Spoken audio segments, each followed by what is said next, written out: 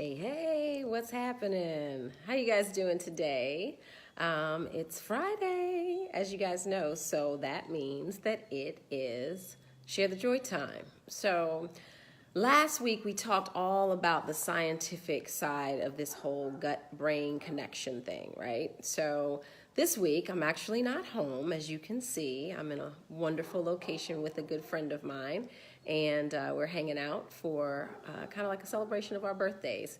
And today I want to talk to you guys about part 2 of this whole thing, and let you guys know that there is a way to understand the way that your gut and your brain communicate with one another as to whether or not it's affecting your mood, anxiety, depression, all of that. So the health of your gut affects what's going on in your mind. Now remember, last week I talked about all the scientific side of stuff. I'm not going over all of that stuff again, okay?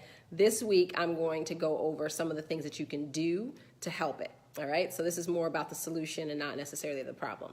First thing I want to talk about is a quick quiz, all right? So maybe you can like chime in for those who have joined on, hey guys, and let me know if you have any of these quote unquote symptoms. Weight gain. Like kind of like unexplained weight gain. Now, if you're eating pizzas all day long and all that kind of stuff, then you're supposed to have weight gain. Food intolerance or food sensitivities, okay? Bloating, anxiety, brain fog, depression, impaired memory, and trouble concentrating. All right, so I see some hands going up, okay? So usually when hands are going up, that means that, you know, you're noticing, like, you're like, oh, I can't remember, or you just have that place. Now, I understand kids can get in the way. We can have, you know, a lot on our minds and all that kind of stuff, but really understanding that, you know, if you're constantly feeling foggy or you're just not quite yourself, you're a little low energy all the time, you have, you know, feel like everything. Now, this is food sensitivities. Now, this was something that I went through a lot. I still have some food sensitivities, but not much. Now, I choose to eat really well and don't bring in those things that are cruddy, but I don't have as many sensitivities. I used to have crazy reaction to gluten. I don't have that anymore. I used to have crazy reaction with other foods, and I don't really have that stuff anymore, gut-wise. So we're going to talk, if you have those things going on, so I got a couple yeps. All right, so you guys know that that means that we have something going on in our digestive system. All right, I'm all about digestive health. I went through too much, studied too much, tried to figure out too much to not be able to tell you guys what's up. So you can do two things on a more like scientific way or medical way. You can ask for a candida test to be run, and that's just from a stool sample. And what they do is they figure out how much yeast overgrowth you have in your body. And that's usually the main cause of the dysfunction that prevents the gut and the brain from communicating properly. Now, if you don't want to go and kind of do that huge test, most Americans are going to have a yeast overgrowth. Our diet, the SAD diet, the standard American diet that we have, does not constitute health. Letting you know that, and with all of our processed foods. So you probably do have yeast overgrowth, all right? So if you want to test it in the morning, first thing before you wake up, get a glass of water, and I just want you to spit your first morning saliva in the water. If you look at it and the spit starts to like grow legs and tentacles, that means you got yeast overgrowth, all right? Your spit will tell you a lot in the morning.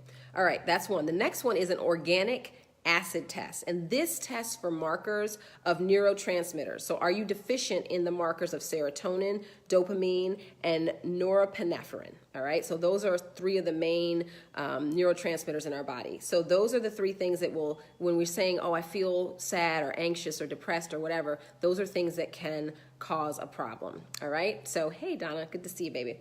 And I think I see, I don't know who else is on, so give me a hey and hi for that.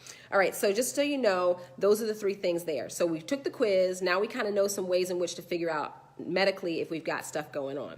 All right, so now what can we do? This is what everyone wants to know, all right? So they're gonna seem like easy things, but sometimes the easy things can be the hardest. One thing I want you to think about is reducing stress and learning to breathe. If you do not know how to breathe, there are plenty of things on YouTube that will teach you breathing exercise, diaphragmatic breathing. My book, Share the Joy, is out on Amazon, so you can check it out. And I have a whole chapter in there on learning how to breathe. You also we'll want to talk about stress reducing activities, walking in nature, doing different things like that. So the first thing we want to do, because we talked all last week, and go back to last week, Share the Joy, about how stress affects the digestive system and the communication between the vagus nerve in the gut and up through to the brain. The next thing is an elimination diet. And that means we need to take out foods that are processed and that cause inflammation in the body. If you are not familiar with an elimination diet and you need some help, I have a wonderful program that I love. People have much success on it. It's called Gut Check 21. You guys can hop on that. I do it once a month, every month. The first Monday of every month is when we start. So you can check out my website, Do All Things with Joy, and check out Gut Check and see if that's something you want to do. But elimination diet is next, all right? The next thing is taking a probiotic. Now, a good probiotic. Now, the two that I love the most, I'll tell you actually three that I really like. One is absolutely phenomenal, and it's really created for the gut-brain axis. Donna's loving Gut Check, yay! All right, so the gut-brain axis is called Amari, and I can get you information on that if you need it. It's not something you can find in the stores, but it is specifically formulated for gut-brain axis connection through probiotics. The next one is Life 9 by Young Living, and the one after that is VLS 3, and you can find that one online as well. So those are the only three probiotics that I really like give a thumbs up to, and the one that I personally take right now is Amari, just because of the gut-brain axis connection piece. And when I tell you this stuff works, it is phenomenal. All right, so that's it. So probiotics. Drinking lemon water in the morning helps to reduce mucus and helps to change the acidity of your digestive system. So that's number 3 or whatever number I'm on, 4 maybe. Yoga, and like I said, those exercises that are calming, or just even doing things that are more calming in your day. Breathing. Grounding. Get your shoes off. I've talked about that in another Share the Joy. And go walk outside barefoot, all right? Try to do that, or even around the house or whatever you do. Ground yourself, especially if you have a hardwood floor. That's grounding as well. All right, so hey, I missed you too, Tori. All right, I'm out of town, way out of town. So then we have supplements to take, and one is that I love is Nerf 1 and 2 from Protandim, and that is all about cellular structure regeneration. So that's something else that you can ask me more questions on, and I can give you information in that. It's not also something that you can find, but literally that's taking the cellular structure and allowing your body to create its own antioxidants, and that's some pretty amazing stuff. And then cooking with garlic is really, really good. That changes the gut and also reduces the amount of, what am I trying to say?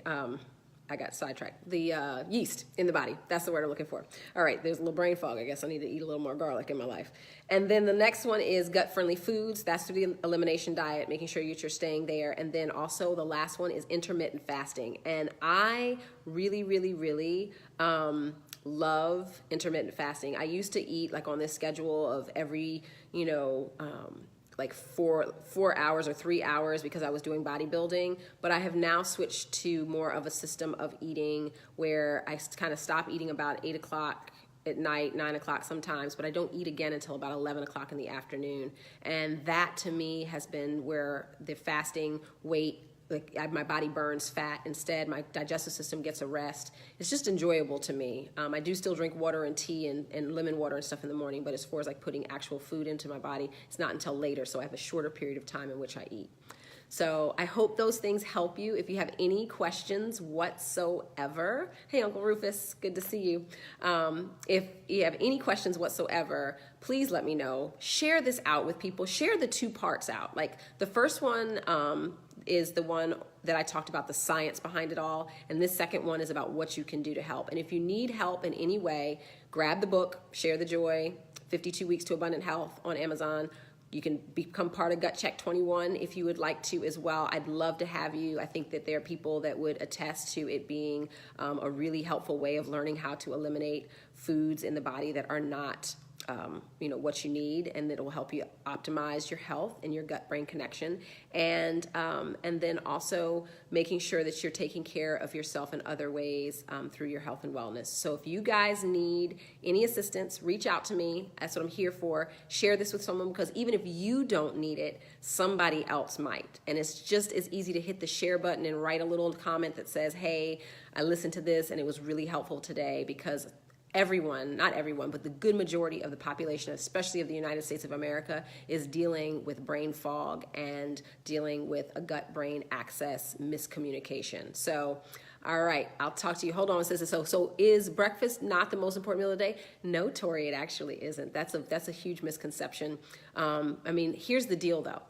Every person is different. So now you got me on a little tangent, but that's a great question. So every person is different. We are all biochemically, individuality is a part of our lives. Like I am different from you.